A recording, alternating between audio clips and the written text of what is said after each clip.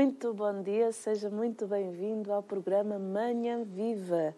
E hoje temos como tema prisões e janelas com horizonte. A Pastoral Penitenciária de Portugal é um departamento da Conferência Episcopal Portuguesa que promove e coordena a presença e a ação da Igreja Católica junto das pessoas reclusas. Hoje começa em Fátima o 15º Encontro Nacional de Pastoral Penitenciária, no Hotel de Santo Amaro, até dia 8 de fevereiro.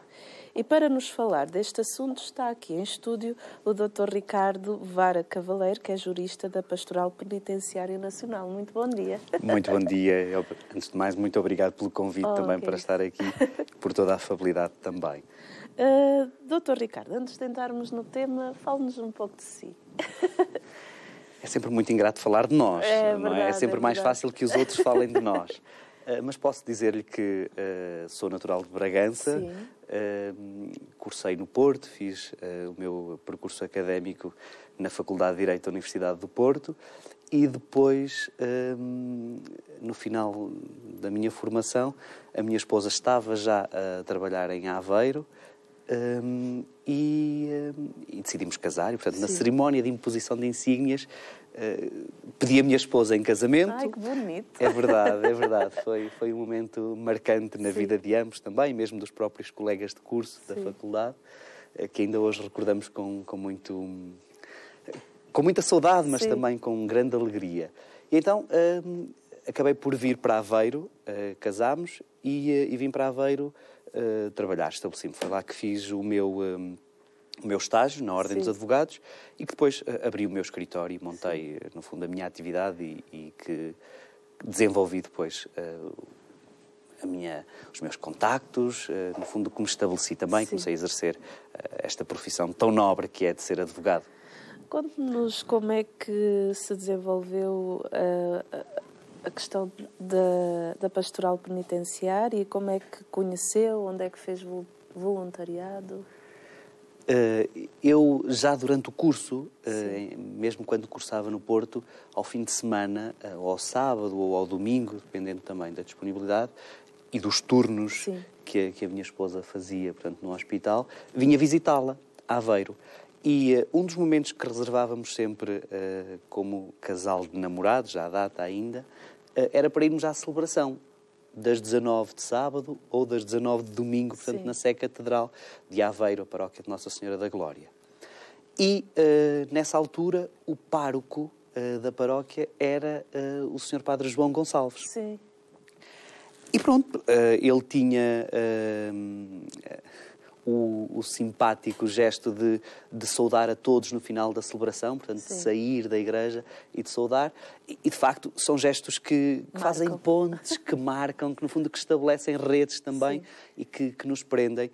E, a partir daí, começámos a ter alguma proximidade, portanto, um primeiro café, um primeiro encontro para nos contextualizarmos também. E, de facto, foi através dele que surgiu o desafio, sabendo que eu era estudante de Direito, e depois, quando concluí o curso, foi ele que me desafiou para os encontros que eram realizados no âmbito da Pastoral Penitenciária, pelos vários grupos de voluntariado que existem, os grupos de voluntários, e depois para integrar a Coordenação Nacional da Pastoral Penitenciária. Sim. O doutor é responsável pela parte jurídica da pastoral. Que tipo de apoio presta aos reclusos? A área jurídica da Pastoral Penitenciária, dizer primeiro, a Pastoral Penitenciária é esse serviço, como disse muito bem, da Igreja no âmbito desta área de pastoral. E que envolve três momentos muito específicos. O momento da prevenção, o momento da reclusão e o momento da reinserção. E em qualquer um destes momentos trabalhamos sempre com três áreas. A área social, a área religiosa e a área jurídica.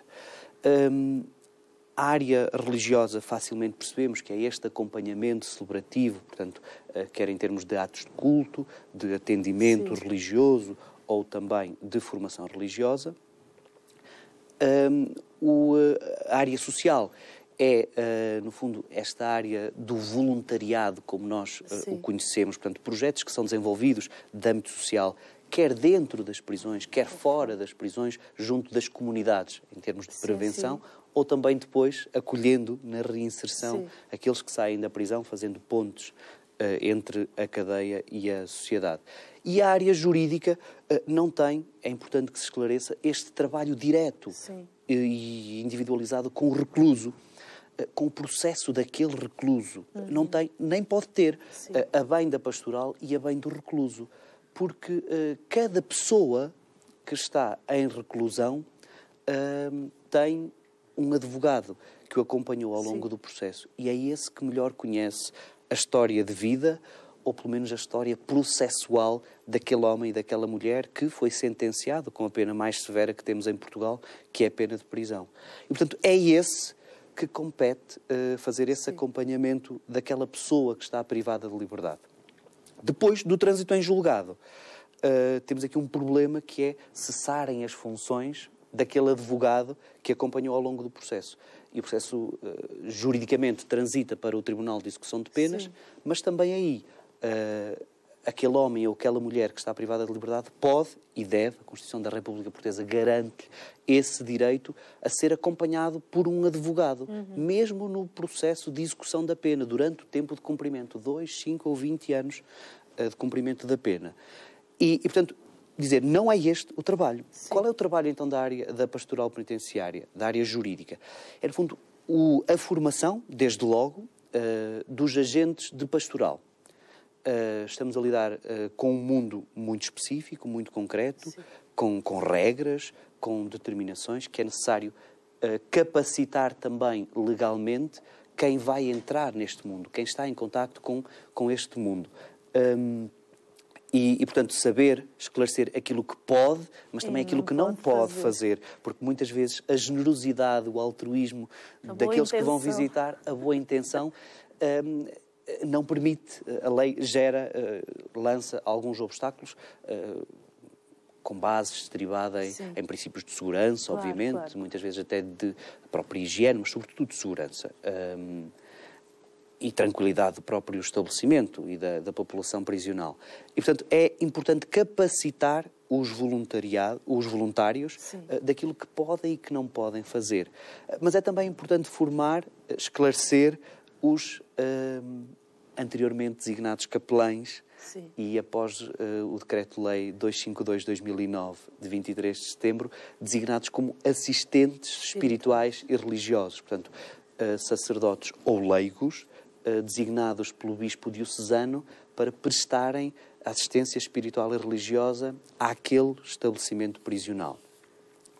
E, portanto, celebrando atos de culto, fazendo o acompanhamento individualizado dos homens e mulheres privados de liberdade e prestando-lhe formação também religiosa. E, portanto, também para estes é necessário existir formação.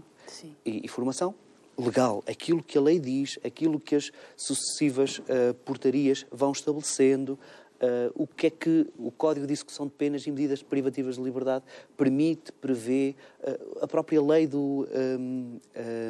da assistência espiritual e religiosa, portanto o regulamento, enfim, esta formação também aos assistentes espirituais e religiosos. Mas depois, mais do que isso, também a sensibilização social deste fenómeno, portanto, desta área da pastoral. Neste sentido também de humanizar a própria convicção social relativamente ao cumprimento da pena.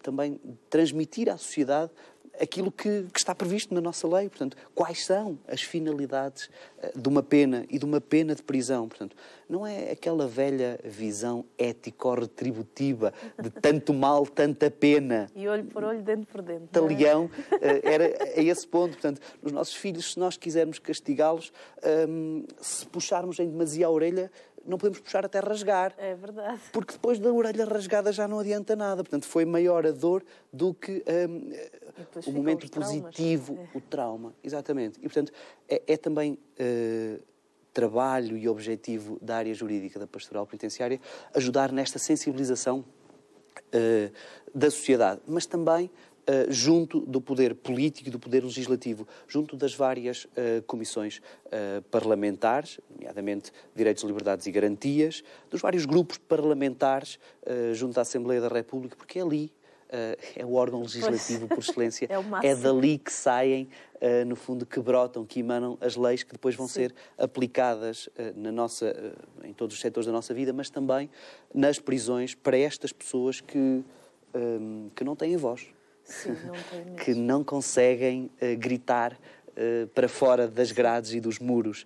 Daí ser necessário abrirmos também portas e janelas para fora das prisões. E, portanto, tentar que também a legislação possa ter também esta visão cada vez mais humanizante, atendendo à própria dignificação da pessoa humana.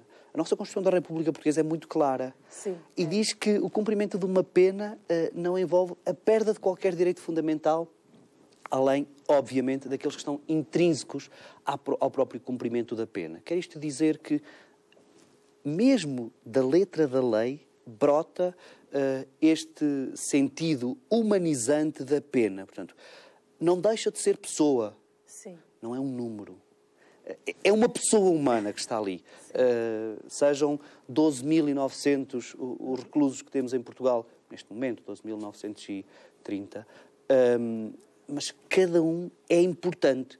E o próprio Código Penal, no artigo 40, diz isso mesmo, que a finalidade das penas é a proteção de bens jurídicos, obviamente, portanto, dizer à sociedade que aquele bem jurídico, a honra... que a sociedade está protegida. Exatamente, que se mantém firme, que não pode ser atacado, mas não deixa de dizer a proteção de bens jurídicos e a reintegração do agente na sociedade. Portanto, de forma a que, o Código diz que são de penas depois replicam, de forma a preparar aquela pessoa para que, quando sair da prisão, possa conduzir a sua vida sem praticar crimes. Portanto, este trabalho da reinserção começa no primeiro dia em que ele entra no estabelecimento prisional. Que aquela pessoa entra no estabelecimento prisional. No fundo, a questão da legislação preconiza também que a pessoa tome consciência daquilo que realizou e que mude de vida. É verdade. É condição sine qua non para a concessão da liberdade condicional. Portanto, é o momento mais marcante dessa consciencialização para o Sr. Doutor Juiz do Tribunal de Execução de Penas conceder a liberdade condicional a uma determinada pessoa que esteja privada de liberdade. É requisito que tenha reconhecido o mal que fez. Que esteja, portanto, arrependido daquilo que cometeu. E, portanto, para além disso, dar esse passo também. Claro que isto não acontece no primeiro dia. Claro. É um caminho que é feito. E é o objetivo de ser caminhante de estar ao lado no caminho, de partilhar o caminho. É por isso que a pastoral penitenciária está nos estabelecimentos prisionais. É ir visitar o Cristo preso nos presos. É ir ao encontro de Cristo que nos disse: estive preso e fostes visitar. Portanto, é Cristo que vamos visitar, é Cristo que queremos acompanhar naquele homem, naquela mulher que, numa determinada altura da sua vida, cometeu um ato típico ilícito, cometeu uma ilegalidade que foi sancionada pelo julgador com a pena de prisão. Mas quantos de nós também não cometeram já atos ilícitos? É verdade. Nunca andámos na autoestrada a mais de 120? Eu já. Bem. Portanto, todos nós, é muito fácil nós apontarmos o dedo e criticarmos e estigmatizarmos, mas de facto, também nenhum de nós é só preto ou é só branco. É verdade. Não é? Temos vantagens, temos virtudes, temos qualidades. Claro que sim. Mas também há um lado menos bom que nós temos, atitudes que às vezes nem nós próprios nos reconhecemos. E, portanto, aqueles homens e aquelas mulheres, efetivamente, estão condenados. Partimos do princípio, obviamente, que num processo justo, equitativo, legitimamente apreciado e devidamente valorado por um tribunal, um juiz singular ou coletivo, ou de júri, um tribunal de júri, que determinou que a forma daquela pessoa se recuperar, era através de uma pena de prisão. E, portanto, a pessoa não se recupera só pelo passar do tempo. Claro. É necessário que haja um trabalho, que haja um acompanhamento, que haja um caminho que se faça com essa pessoa que está privada de liberdade. E as pessoas também vão vendo que não estão sozinhas e que têm uma oportunidade de mudança, porque lhes é dada essa oportunidade. Agora, se simplesmente ficar ali na prisão, se não é feito nenhum trabalho, não dá essa oportunidade à pessoa, até de confiança. Claro, claro. Esse trabalho é fundamental. Nós vemos muitas vezes, com muita frequência e com muita profundidade, o Santo Padre, o Papa Francisco, a falar das prisões, mas sobretudo a falar dos presos. Sim. Da pessoa, homem e mulher, que está presa. O lema do pontificado do Santo Padre, miserando adque eligendum, portanto, olhou com misericórdia. Este olhar de misericórdia é fundamental no relato da conversão de São Mateus, evangelista que vamos ler, ouvir este domingo a ser proclamado nas nossas celebrações, portanto, falar-nos do sal, da terra e da luz do mundo. Ele próprio era um cobrador de impostos, portanto, alguém que era visto como um pecador. Sim, e não era bem visto pela... De modo algum. Estava junto do poder romano e, portanto, instalado, e não era bem visto, de facto. E mesmo aos olhos dos cristãos, dos próprios judeus, não era bem visto. Era alguém que era até marginalizado, pelo menos socialmente. E ele vai ao encontro dele. E olha-o olhos nos olhos, é ele próprio que nos relata no seu Evangelho a sua conversão, e com misericórdia sente um fascínio por aquele homem que o olhou, que parou, que deixou tudo o resto para ir ao encontro dele. E, de facto, é isso que muitas vezes falta nas nossas prisões. Os recursos humanos são inexcedíveis, desdobram-se em trabalho. Recursos humanos, estou a falar ao nível da reinserção, portanto, dos técnicos que trabalham nas próprias prisões. Os educadores são inexcedíveis, são muito voluntariosos, por regra, obviamente, mas são escassos. Não é politicamente recomendável, porque as prisões não dão votos, não é? Que a verba seja muito elevada. E, portanto, lamentavelmente, e vénia se faça ao trabalho também que a Sra. Ministra da Justiça tem feito neste sentido também, com uma grande sensibilidade, por aquilo que diz na nossa legislação. É isso, portanto, que a nossa lei preconiza. Este trabalho humanizante, este trabalho de encontro. Portanto, a pastoral penitenciária procura estabelecer também momentos de encontro, momentos de individualidade. Perceber que aquela pessoa é importante. Por estar presa, não perde a sua dignidade enquanto pessoa humana. E já nos dizia o Santo Padre São João Paulo II, por ocasião do Jubileu dos Cárceres, no ano 2000, que o tempo de prisão é também tempo de reconversão. É também tempo de preparar uma vida nova. E, portanto, não é um tempo gasto. Pode ser tempo também de reconstrução, de refazer interiormente. E muitas vezes é. Algumas vezes não. Sim, é verdade. Mas é muito gratificante perceber que muitas vezes este tempo que investimos, este tempo que partilhamos, este tempo também com que nos enriquecemos na partilha com aquele homem ou aquela mulher que acompanhamos e que está em reclusão, gera frutos, muda de vida.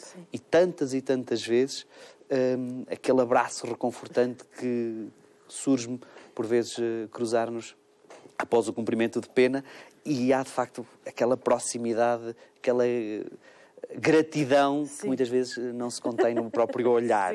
É muito enriquecedor, de facto. Vamos falar agora do Encontro Nacional da Pastoral Penitenciária.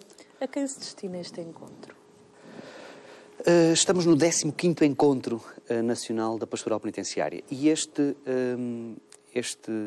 encontro destina-se a colaboradores, portanto, aqueles que, junto dos assistentes espirituais e religiosos, estão nos estabelecimentos prisionais com esta missão deixe-me dizer-lhe assim, estritamente religiosa, Sim. portanto, de formação, de atendimento e de celebração de atos de culto, portanto, a colaboradores, a voluntários em geral, que desenvolvem projetos de voluntariado a nível cultural, artístico, educacional, lúdico, nos vários estabelecimentos prisionais, e destina-se também, obviamente, aos assistentes espirituais e religiosos. Aliás, o dia de hoje é particularmente reservado para esses. E abertos também a todos aqueles cidadãos que queiram inteirar-se destas problemáticas, que queiram partilhar muitas vezes experiências, que queiram também enriquecer-se ou prestar contributos. E, obviamente, a todos aqueles que, das mais diversas formas, queiram estar presentes, serão sempre seguramente bem acolhidos. Como é que surge a escolha do tema para este ano? Em novembro do ano passado, o Santo Padre, o Papa Francisco, através do Dicastério para o Serviço de Desenvolvimento Humano e Integral, convocou o Encontro Internacional da Pastoral Penitenciária em Roma, portanto, 8 de novembro de 2019. E na intervenção que fez, o Santo Padre, entre muitas outras coisas, falou-nos destes dois vocábulos, destes dois substantivos. Portanto, janelas e horizonte. E falava-nos disso mesmo, portanto, que as prisões têm que ter janelas de forma a abrir a perspectiva para o horizonte. A vida daquela pessoa não pode ficar suspensa mesmo dentro da prisão, porque vai ser depois projetada para a liberdade. Sim. E é esta visão da esperança, da ponte que é necessário fazer entre a prisão e a inserção ou reinserção, portanto, entre o mundo depois cá fora, porque verdadeiramente muitas vezes são dois mundos completamente distintos, que optámos por este tema, prisões e janelas com horizonte, porque de facto as prisões têm que também abrir esta porta, abrir esta luz no coração de cada um, é verdade, mas depois também na projeção de uma vida diferente para a sociedade. E pode ser, e muitas vezes é, tempo de repensar a vida. E por vezes temos essa partilha de reclusos, de pessoas, homens, mulheres, que dizem, ainda bem que eu vim parar à prisão. Porque senão eu já não estaria aqui, já teria morrido, já teria... Enfim, a prisão tem que ser, de facto, um espaço de conversão, de reconstrução. E tem que abrir horizontes para a vida daquele homem, daquela mulher que foi parar à prisão. No fundo, o vosso trabalho também é semear esperança. Sem dúvida, sem dúvida. Vocês são semeadores. Tentamos fazer essa ponte, a ponte daquilo que é este desejo pastoral, este sentimento pastoral, para aquilo que é também o anseio daquele que está privado de liberdade. E fazendo, portanto, essa ponte, esse elo de ligação das mais diversas formas, muitas vezes até com os próprios produtos. Por exemplo, falamos do encontro, no encontro nacional, teremos uma mostra também dos vários produtos que os homens e mulheres que estão privados de liberdade fazem dentro dos estabelecimentos prisionais. Portanto, da forma como ocupam o seu tempo. Quadros belíssimos, pintados, artefactos em madeira, artesanato, portanto, em cerâmica, em tecido, enfim, mil e uma peças que são feitas dentro do estabelecimento prisional e que muitas vezes é através também de protocolos e de projetos de voluntariado que é possível depois colocá-los no exterior para divulgação também, no fundo, para venda destes trabalhos que os próprios reclusos fazem nos estabelecimentos prisionais. Se calhar também os reclusos acabam por se descobrir dons que não sabiam que tinham e que começam a realizar e olham e vão assim, eu sou capaz de fazer isto? Sem dúvida, Isso é sem importante. dúvida. Sem dúvida. Na capa de um dos jornais de hoje, um médico diz que é fundamental a cura, a esperança. E é fundamental também para esta cura interior, para esta reconversão, para perceber que é importante para viver em sociedade que possa conduzir a sua vida de uma forma ordeira, autónoma, de acordo com os princípios e com os valores da sociedade. É fundamental também esta consciencialização que é especial, que é importante. Quantos e quantos homens e mulheres vão parar à prisão sem que nunca alguém lhe tenha dito que tem dons, que é importante, que é especial, que tem coisas boas. Sim. Tantos e tantos. Portanto, o tempo de prisão muitas vezes serve para isso também. Para aquele homem e aquela mulher poder parar e poder perceber que, de facto, não é só tão mau quanto tantas vezes lhe disseram que era. Não faz só tantas asneiras como tantas vezes lhe disseram que fazia. E às vezes fazia mesmo. É verdade. Sim. Mas também tinha coisas boas, também tinha virtudes, também tinha dons. E que, pelos mais variados motivos, nunca pôs a render, nunca pôs ao serviço. E, portanto, é também essa potenciação daquilo que de melhor há dentro de cada um de nós, que se prevê também, que se anseia poder fazer. Vocês trazem o melhor da pessoa para fora? Tentamos. E isso faz com que haja um trabalho muito curioso, que também nós nos desinstalamos e somos também interpelados a dar o melhor de nós. E, portanto, por isso é que é um crescimento mútuo. Quem vai à prisão recebe muito mais do que aquilo que dá. A forma como se enriquece, a forma como consegue perceber que está ao serviço é muito mais enriquecedor do que aquilo que possa dar, que muitas vezes é só o tempo para escutar. Nós temos 2 olhos e temos 2 ouvidos, mas temos uma boca só. É verdade. O que quer dizer que devemos ver e ouvir 2 vezes daquilo que falamos. Muito falar bem. só metade daquilo que ouvimos. E, de facto, falta muitas vezes estes momentos de escuta, estes momentos de atenção, de olhar o outro nos olhos e perceber que fazê-lo sentir que é importante.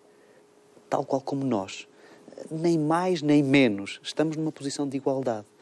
E isto acontece e vê-se ao nível da prisão, obviamente deste trabalho dentro dos próprios muros da prisão, mas também no trabalho que muitos voluntários fazem neste trabalho da prevenção,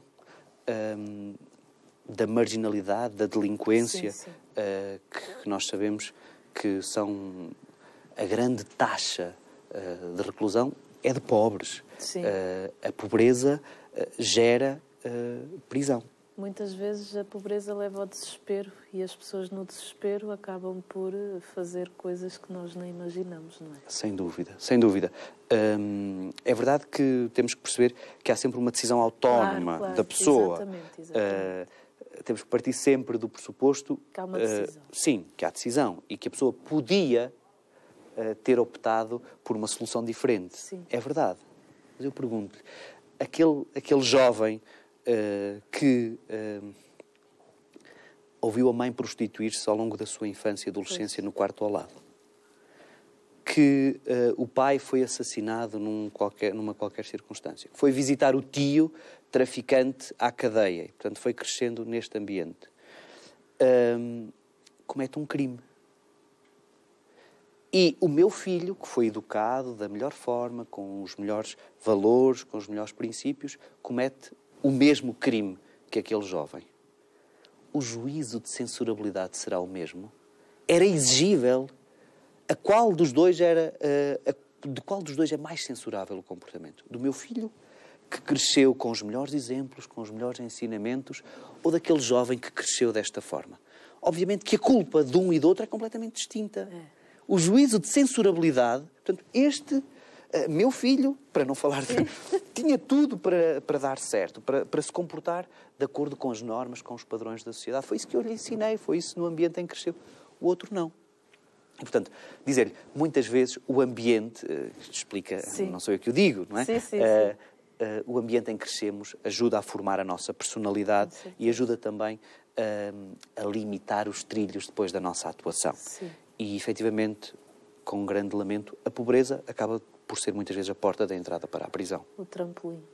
Sim, muitas vezes. Porque a pessoa entra num processo que já não consegue depois, muitas vezes, até controlar e vai desembocar na prisão. Estávamos aqui a falar sobre o Encontro Nacional da Pastoral Penitenciária. Diga-me, Sr. Doutor, como é que... Falo de forma geral do programa dos 3 dias. O Encontro Nacional da Pastoral Penitenciária, este 15º encontro, traz-nos 2 momentos muito significativos. Por um lado, o enfoque naquilo que serão as Jornadas Mundiais da Juventude em Portugal, e, por outro lado, esta perspectiva, este pensamento, esta reflexão sobre a esperança que sempre é necessário que haja no processo de cumprimento de pena. E daí as janelas com horizonte. E, portanto, teremos, sensivelmente, neste momento, o Sr. Dom Joaquim Mendes, Bispo do Patriarcado de Lisboa, da Comissão Episcopal da Pastoral Social e Mobilidade Humana, estará a partilhar com os participantes no encontro os desafios que se lançam também à pastoral penitenciária para as Jornadas Mundiais da Juventude. Eu lembro, por exemplo, que no Panamá os próprios confessionários foram construídos por reclusos. Ai, que bonito. No encontro que houve em Roma, portanto, em novembro do ano passado, foram distribuídos aos participantes bolsas semelhantes a esta. Sim. E foram feitas por reclusos made in cárcere. Portanto, foram feitas na prisão. E também aqui este trabalho, no fundo, a perspectiva daquilo que pode ser realizado pela pastoral e pelo próprio sistema penitenciário sim. nas Jornadas Mundiais da Juventude, Sr. Dom Joaquim. Depois teremos também a presença do Sr. Diretor-Geral, Dr. Rómulo Mateus, que mais uma vez muito nos honra com a sua presença, para nos falar um pouco também, certamente, desta perspectiva que indelegável do próprio sistema penitenciário em abrir também janelas com horizonte. Estamos no mesmo barco. Sim. Portanto, tem sido muito proveitoso e muito estreito este trabalho de cooperação também entre a Pastoral Penitenciária e a Direção-Geral da Reinserção em Serviços Prisionais. Estará connosco para nos falar também um pouco do tema. Assim como depois teremos ainda também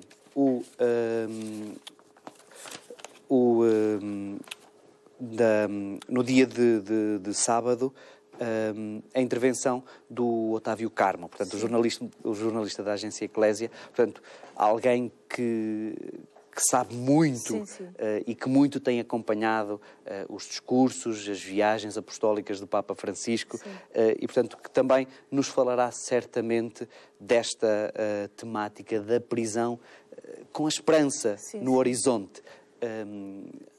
Certamente à luz daquilo que são os ensinamentos, que é o pensamento do Papa Francisco para a Igreja.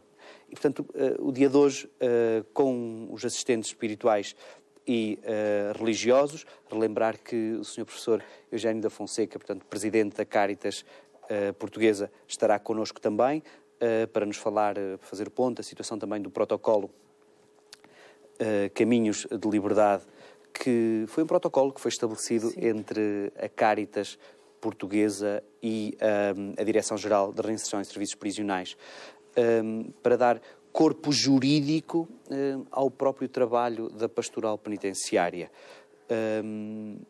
A atuação, conforme conversamos há pouco, da pastoral penitenciária divide-se, grosso modo, nestes 2 setores, pilares, portanto, a parte da assistência espiritual e religiosa, a área jurídica e a área social, e para dar corpo, sobretudo, a este trabalho, a este dinamismo da área social, foi celebrado em 2017, este março de 2017, portanto, este protocolo com a Direção-Geral dos Serviços, a Direção-Geral da Reinserção em Serviços Prisionais.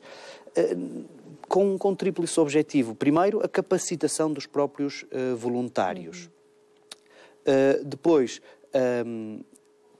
a promoção, no fundo, dos produtos, dos objetos, daquilo que que é feito pelos próprios reclusos, e encontrar formas de escoamento, de colocação também no mercado, para mostrar, sim, efetivamente, mas também, por um lado, para poder garantir algum meio ou mais algum provento para os próprios reclusos. Sim. Portanto, também o trabalho dignifica o homem, não é? Sem dúvida, sem dúvida.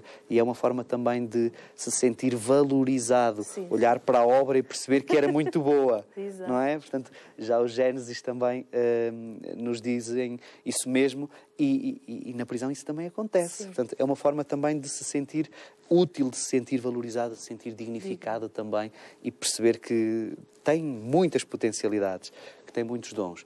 E depois também acompanhar na transição aquilo que é o momento da saída. O recluso não pode, o homem, aquela mulher que termina o período de cumprimento de pena, não pode, como temos nota que por vezes acontece, terminar o período de cumprimento de pena e estar à porta da prisão com um saco de plástico e com a roupa lá dentro, sem saber para onde ir, onde ficar, porque efetivamente o senhor doutor juiz do Tribunal de Execução de Penas determinou que a pena estava cumprida, que estavam completamente acauteladas, sim, e as finalidades da punição, e, portanto, era o momento de regressar à liberdade. E se havia essa preparação para a liberdade em termos interiores, sim, em termos, sim, de perspectiva de inserção social daquele homem e daquela mulher, é preciso depois também criar estrutura. Estrutura porquê? Porque muitas vezes a família esqueceu-se, envergonhou-se, a comunidade. Nunca podemos esquecer que os reclusos, os homens e as mulheres que vão cumprir pena, saem de uma determinada família para ir para a prisão. Saem de uma determinada paróquia, sim, para ir para a prisão. Saem de uma vila, de um lugar, para ir para a prisão.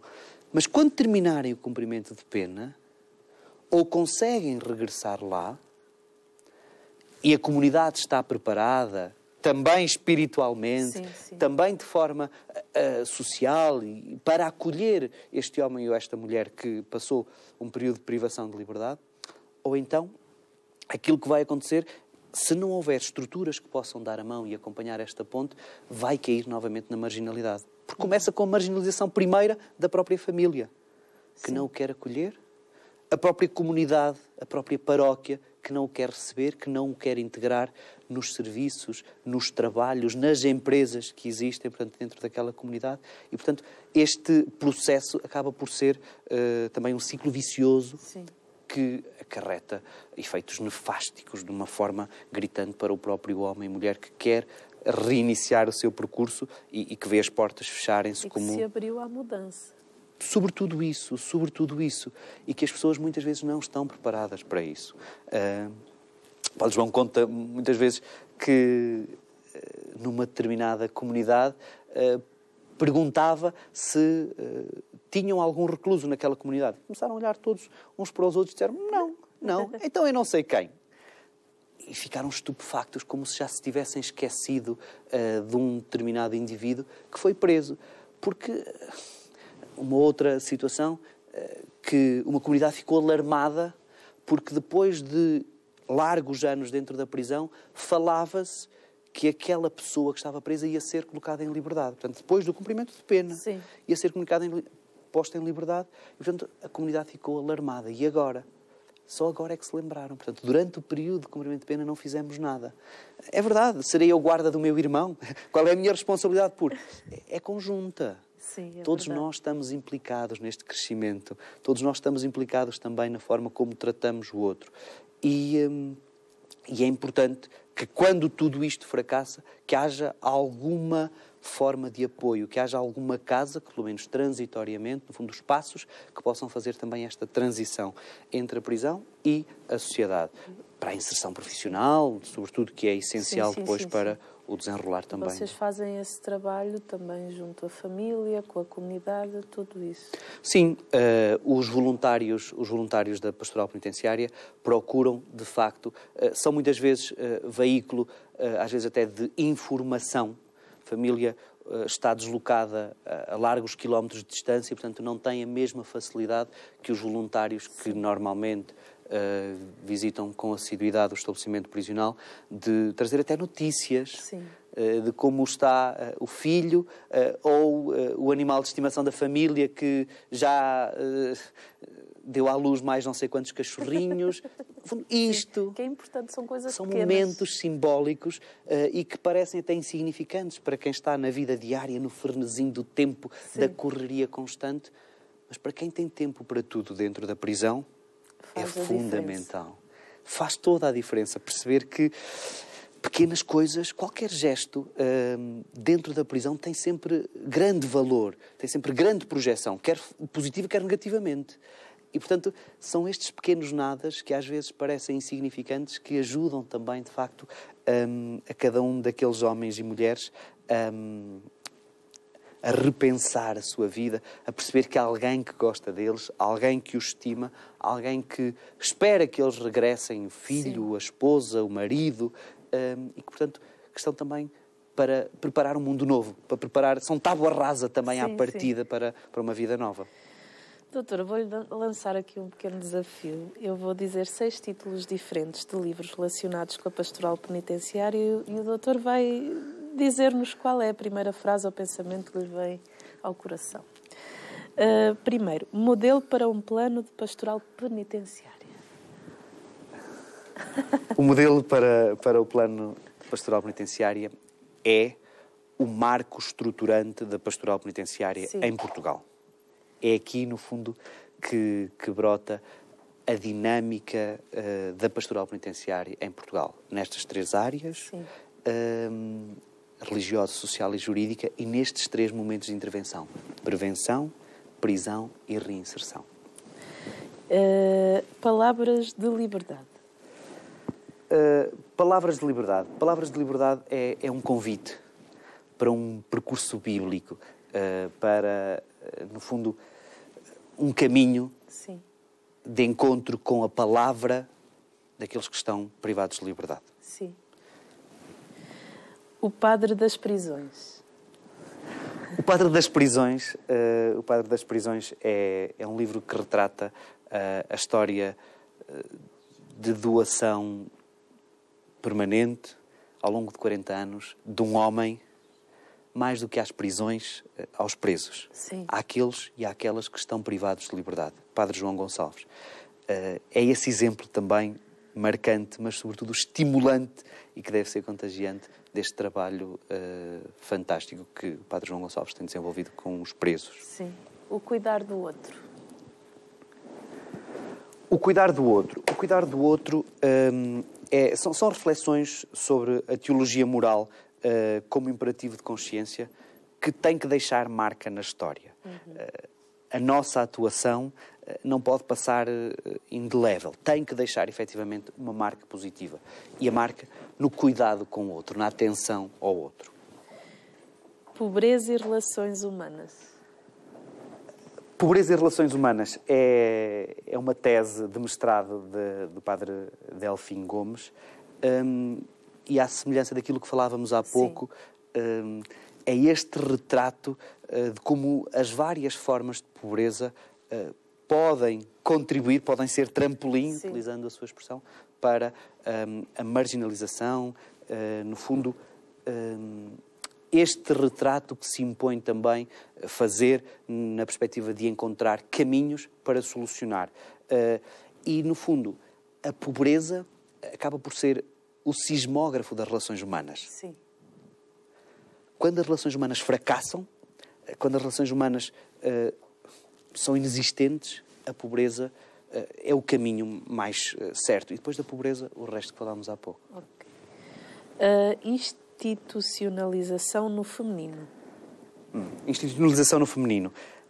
Isto é um conjunto de reflexões sobre crianças e jovens em perigo e que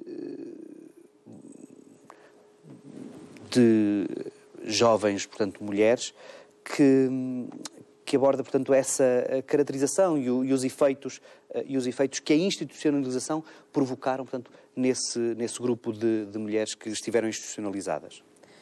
E, por fim, crimes e criminosos. Crimes e criminosos é uma parte da tese de doutoramento de Alexandra Esteves e que nos faz o retrato da criminalidade no Alto Minho nos séculos XVIII e XIX. Portanto, é a visão de vários tipos de crimes e da respectiva resposta da justiça a esses crimes, em concreto, nesta região muito específica do Alto Minho oitocentista. Sim, então temos aqui uma ampla biografia. É verdade. No encontro teremos também a possibilidade de todos aqueles que assim o entenderem poderem adquirir estes livros, no fundo, que servem também para esta formação integral, para este conhecimento mais aprofundado da realidade social, que tem reflexos, obviamente, depois também no mundo penitenciário, por Sim. causas ou por efeitos, Exatamente. No fundo. O nosso fundador da comunidade Canção Nova diz que nós somos responsáveis pela nossa formação. Então é importante nós termos conhecimento destas realidades e de não ficarmos parados, nem colados a preconceitos, mas de avançarmos, de sermos ousados e de responder ao chamamento de Jesus. Vem, segue-me. E buscar fazer aquilo que ele fez, esse olhar nos olhos que hoje as pessoas já não o fazem e que é tão importante. É um simples gesto, mas faz toda a diferença, não é, doutor? Ide e anunciai o Evangelho. É verdade. Esse é assim que terminam todas as nossas expressões. Ide em paz. Que o Senhor vos acompanhe, não é?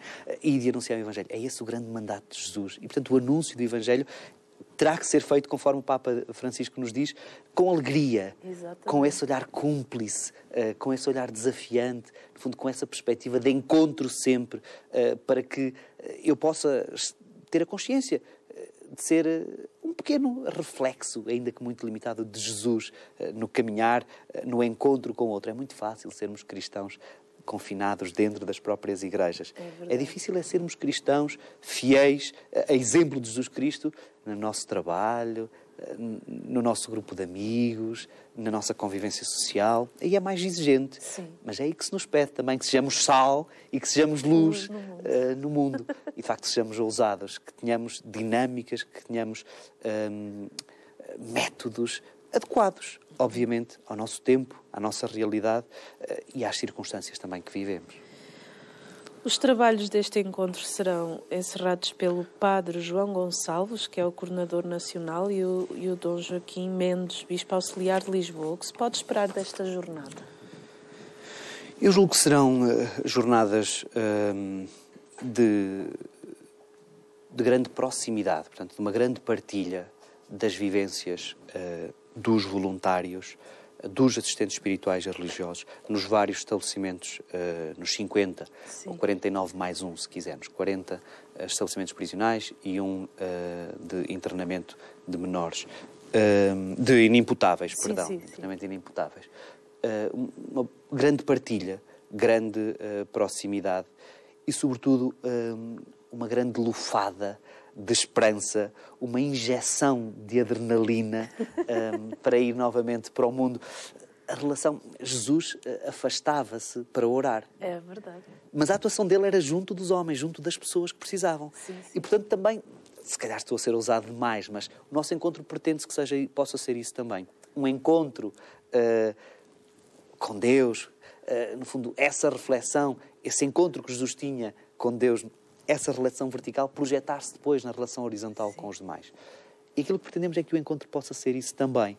Possa ser um momento de partilha fraternal e também depois de esperança, de caminho, de recarregar baterias Sim. para mais um ano pastoral, para mais um ano de trabalho, para mais um ano de caminho, junto daqueles que são os pobres de entre os pobres, são os marginalizados Sim.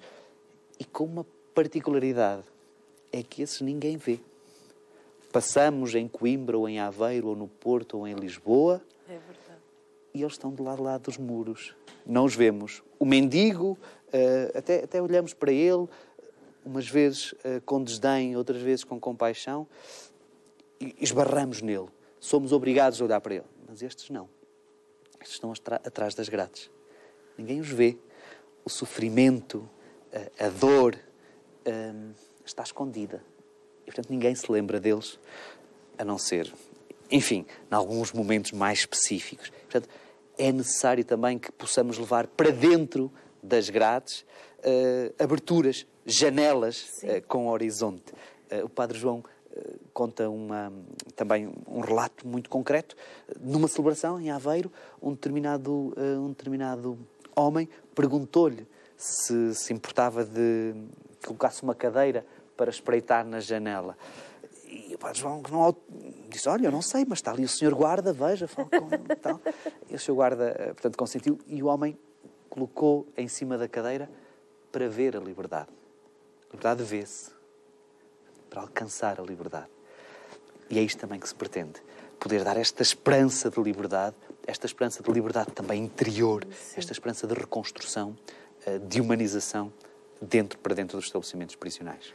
Nosso programa está a chegar ao fim, infelizmente, porque está muito boa a nossa conversa. Uma mensagem para quem nos acompanha neste momento. Uma mensagem? Sim. Isso é muito difícil. Na minha vida, há uma expressão que já há muito tempo que eu aprendi e que tem marcado esses encontros com o sem-abrigo, com o pedinte, que é: o que faria Jesus no meu lugar? E esse é o grande desafio de todos os cristãos, na minha perspectiva. E é o desafio mais exigente da nossa vida. E se há alguma coisa que eu posso deixar neste momento, é esse desafio. Que cada um de nós, em cada circunstância da sua vida, em cada momento do seu trabalho, quando se cruza com o pedinte, com o arrumador de carros, sobretudo que pensasse: o que faria Jesus no meu lugar? E se fosse Jesus a estar aqui, como é que Jesus faria? Como é que Jesus atuaria? Bem, faria desta forma. Então é assim que eu tenho que fazer. Senão é vã a minha fé, porque não tem obras. O que faria Jesus no meu lugar? O que faria Jesus no meu lugar? Fique com esta pergunta no seu coração e que este tema possa ter despertado algo dentro de si, dentro de cada um de nós, e que nós possamos não só beber, mas dar de beber, como fez tão bem Santa Teresa de Calcutá, que nos ensinou a fazer isso. Então, que nós possamos ir ao encontro e pensemos que não é pesado, é nosso irmão.